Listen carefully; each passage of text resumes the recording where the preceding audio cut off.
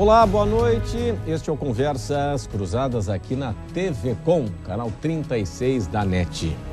O Papa Francisco anunciou nesta semana que vai permitir aos padres católicos dar perdão a mulheres arrependidas que tenham feito aborto. O perdão vai se estender aos médicos que tenham realizado o procedimento. No Brasil, a prática é permitida apenas para casos de gravidez decorrente de estupro, quando há risco de morte para a mãe ou se o feto é anencéfalo. Com o perdão da Igreja Católica, em casos específicos, estamos mais próximos de uma legalização ao aborto? Esse é o nosso ponto de partida do Conversas Cruzadas desta noite.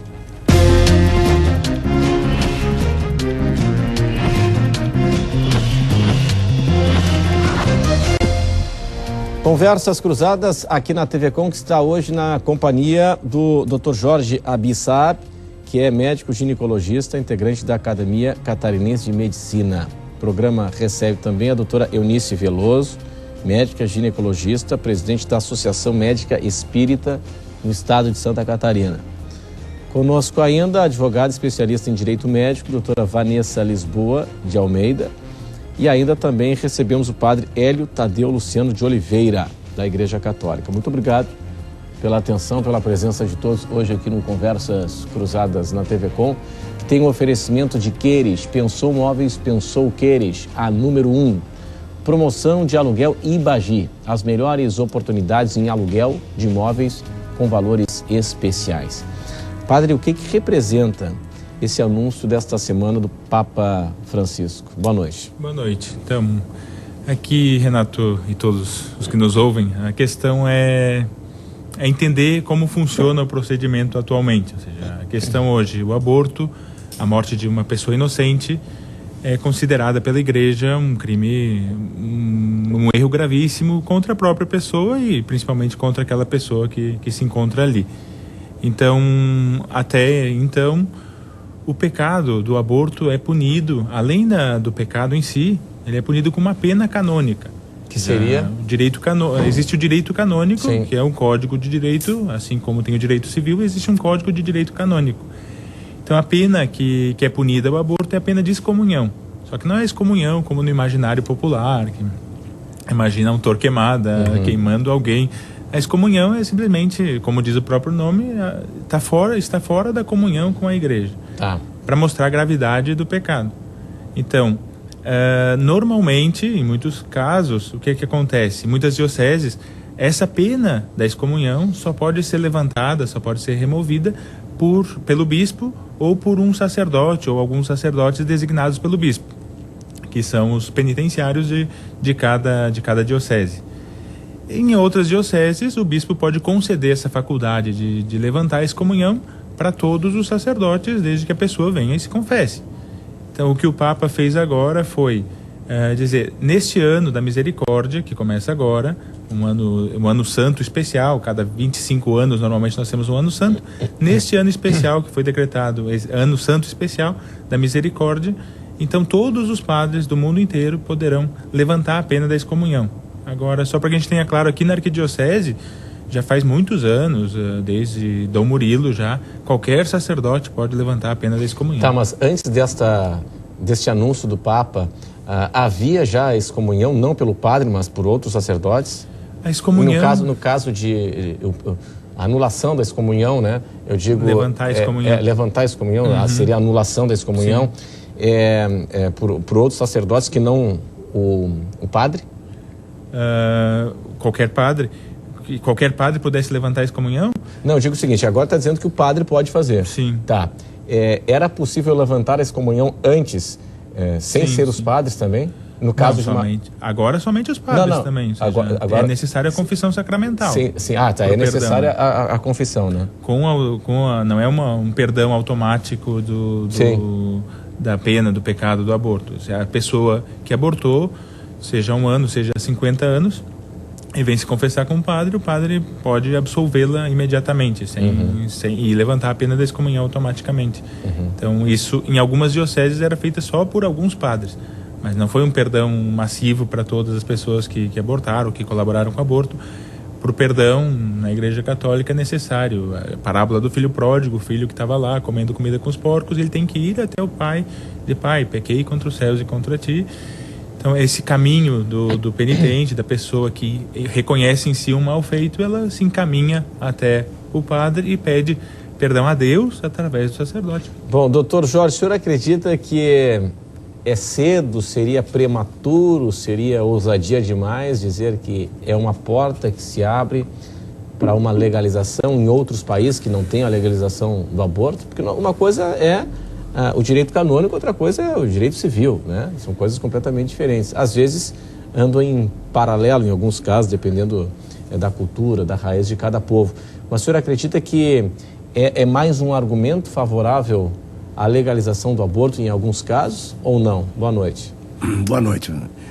Eu não vejo que seja uma porta aberta, porque essa posição do Papa é uma posição temporária, é uma posição que não é definitiva e que não aceita o aborto como um método contraceptivo, né? Então eu acho que é uma situação especial, como foi explicado, mas eu não vejo que isto vai colocar a igreja como um defensor do aborto. Eu acredito que a igreja continuará sendo um bastião contra o aborto. Eu acho que isso é uma situação transitória. Acho que é muito bom para a igreja, acho que aproxima os fiéis da igreja, porque, vejo, estatisticamente, aos 40 anos, 1 em cada 5 mulheres fez aborto. O confessionário vai encher, padre. 1 em cada 5 mulheres fez aborto. Isso é mundo? É estatístico. Brasil. Brasil, isso é Brasil. Tá. Brasil. 1 em cada 5 mulheres. Isso é uma estatística publicada. Sim, mas, bom, é uma estatística da Débora Diniz que o estudo não é científico. A falta de argumentos, de elementos claros no estudo é evidente. O Você estudo, vê a falta de... O número de cirurgias do SUS, o maior número de cirurgia do SUS é curetagem por aborto. Ok, isso... São 3,1 milhões, sim.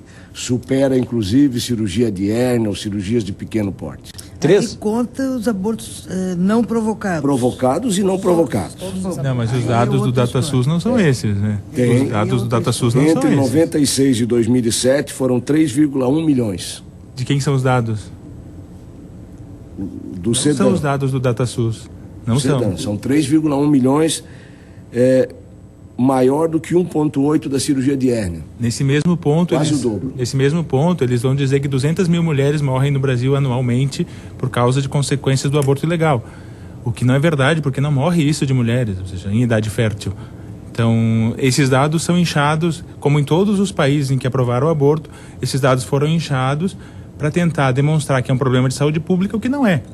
Hoje no Brasil se faz aborto, realmente, se faz muito aborto em clínicas privadas. O senhor acha que não é... Pois é, que eu sempre escutei dos médicos, dos agentes de saúde, né, dos operadores da saúde, que este é um problema de saúde pública, porque mulheres que procuram depois, no caso de um aborto mal sucedido, com consequências à saúde da própria mulher, procuram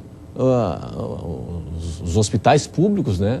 Para curetagem, para tentar reparar o dano, né? Isso existe de fato. Agora, um problema de saúde pública com os dados e os números que são inchados, que não são números oficiais realmente. Mas quais são os números oficiais?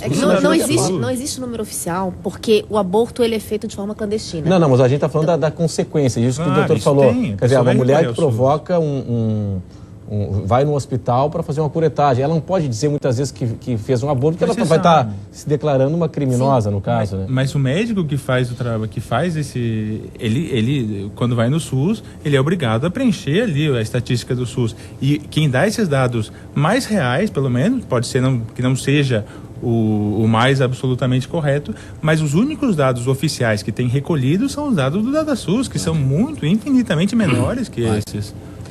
As mulheres só confessam que provocaram o aborto quando elas estão muito próximas da morte. Mas é que não depende da confissão da mulher para fazer a curetagem. Anos de profissão. Eu vivi a época em que o aborto provocado era feito com agulha de crochê, com agulha de tricô, e que nós tínhamos na maternidade Carmela Dutra uma média de 4 a 6 abortos infectados por dia. Que coisa. Aborto infectado é sempre provocado, mas a quase totalidade delas negava que havia provocado Mas, o aborto. repito a minha colocação. Para que se coloque os dados no DataSUS, é necessário que ela confesse? Não. Não. Então, não o sei médico qual fez, é o procedimento médico, fez a só que o curetagem, laudo- ele tem que colocar curetagem. O laudo que a gente coloca é aborto infectado. Ok? Então, Quando ele esses foi dados no mecanicamente DataSUS não provocado e são. há sinais de infecção. Depois do advento do Citotec, da prostaglandina, o número de abortos infectados caiu assustadoramente. Eu concordo com o senhor que daí o número de morte materna por aborto provocado foi para o chão. Então acabou o problema da Até saúde. que o problema de saúde governo... pública. Mas não acabou o aborto. Até que o governo acabou tirou o agora. Citotec, até que o governo tirou o Citotec do mercado. Até parece que o Citotec não se acha em qualquer farmácia hoje em dia. Padre, não se acha em farmácia. Farmácia Se o não senhor consegue. achar, o senhor me diz que eu vou comprar. Oficialmente Sabe não onde se é acha. que está sendo comprado o Citotec? No Paraguai. No Paraguai, no Em São mercado Paulo, público. vem, no- nas farmácias O também. senhor não várias acha em farmácia? Não oficialmente, óbvio. Não existe farmácia que eu conheça, nenhuma farmácia de rede tem. Não existe. As de rede talvez não. Qual é o problema, padre? As mulheres pobres, que são as que mais morrem, são as pardas, as negras e as pobres. São as que mais morrem. Isso é estatístico. Isso aí eu lhe provo que é estatístico. Essas mulheres não têm acesso porque ficou muito caro o comprimido. O comprimido vendido de forma ilegal, cada um cobra quanto quer. E nada neste país poupou tantas vidas maternas quanto o Citotec. O senhor pode ter certeza disso, que o Vida Citotec materna. foi o fato que mais economizou vidas maternas neste país. vida Vidas fetal. maternas. Hã? E, E a o bebê? vida fetal e do E embrião. o bebê? Bom, Foi o que mais Falando matou em vida. embriões. sim, Tá. mas a mulher quando resolve fazer o aborto, ela tem os seus motivos. Mas não, óbvio. O Papa fala E ela claramente. vai fazer. O Papa fala claramente. E ela aqui. vai fazer. Nem sempre. Nem sempre. Olha, nós temos o- acompanhamentos. Doutor, me desculpe, mas eu espíritas também têm tenho muito 40 trabalho. anos. Eu também tenho 40 anos de profissão dentro da obstetrícia, também trabalhei em hospital público. Inúmeras foram as vezes que nós conseguimos com que a pessoa não faça o aborto. E fique feliz depois. Mas Depois isso, vem agradecer. Eu tenho mas até isso hoje. porque essa Superar a mãe crise. teve a Quando- liberdade de dizer para a senhora que estava com a intenção de fazer aborto. E as que não falaram nada, né? É isso que eu vejo. Eu divido o aborto em 2 grupos. Primeiro, o aborto necessário, aquele que tem que fazer para salvar a vida da mãe, que vocês conhecem muito bem, o caso dos abortos necessários. E que não é bem assim. Mas assim na existem ciência. esses casos, eles existem. Existe juridicamente. Na ciência, Tá. não. Ok. E o segundo grupo que eu elenco é aquele da vontade da mãe de fazer o aborto. Esse segundo grupo, ele já se subdivide em fetos anencéfalos, porque ela não é obrigada a fazer o aborto, ela pode seguir a gestação até o final. Então ela optou porque a lei já concedeu esse direito. Baseado num parecer. termo que Sim. não é certo. Sim. Anencefalia, na Bom, mas verdade... é lei. O fato é Não, que é lei, Tá, né? mas o Lei, anencéfalo... jurisprudência, né? É um direito já dela. garantido anencéfalo, pela na verdade, jurisprudência. não é anencéfalo. mamero, Né? Anencefalia. Ele tem uma parte do cérebro, mas o encéfalo está lá. Tá lá. O encéfalo morte encefálica, não como tem, não diz. tem O segundo- morte encefálica. o segundo- E é onde está o sentimento. Ok. Você sabe isso? Isso aí é Sim. tomograficamente comprovado. Comprovado. Então, quando tu interrompe uma gestação do anencéfalo, é tão crime quanto... Não é que nos olhos da lei brasileira não é tão crime Mas quanto. lembra do voto Ok. da Rosa Weber? A Rosa Weber no julgamento do STF, eu tinha ido visitá-la. Eu trabalho na CNBB com a Comissão de Bioética. Nós tínhamos ido visitá-la com a Vitória, que é uma menina anencéfala, que faleceu com 3 anos. Com 3 anos. Teve caso até de crianças com 10 anos. Faleceu logo após a aprovação na STF. Então nós fomos visitá-la, mostramos os estudos científicos, olha, isso aqui é um ser humano. De fato, não tem como não ser um ser humano. E a Rosa Weber começa o voto dela dizendo: não estamos aqui para discutir a questão científica. Vários me convenceram realmente de que aqui temos um ser humano, mas não estamos aqui para discutir uma questão científica. Estamos aqui para discutir como juridicamente vamos tratar isso. E se juridicamente dissermos que não é uma vida humana, não será uma vida humana, ainda que cientificamente o seja. É uma dissociação total do direito com a realidade. Então, o direito não cria a verdade. Não, ele não cria... Isso aqui é um copo. Se a lei me disser que isso aqui é uma bacia, não vai se converter em bacia. O direito, ele não cria verdade. Ele, nesse caso, ele criou condutas. O que nós vamos fazer se nos depararmos com essa situação? É uma conduta... Não é só uma conduta. Não. Ele diz que não é um ser humano. O Não, Marco Aurélio não... diz, os votos de cada um dizem, não é um ser humano que está aqui, juridicamente não é um ser humano. Então eu posso considerar... Mas por que ele diz que juridicamente não é um ser humano? Porque a possibilidade de vida extra-uterina, ela é limitada, nesse caso do anencéfalo. Sim. Não existe, são raríssimos os casos de crianças que sobreviveram fora do útero por algum tempo. Sim, não vou negar que são existentes.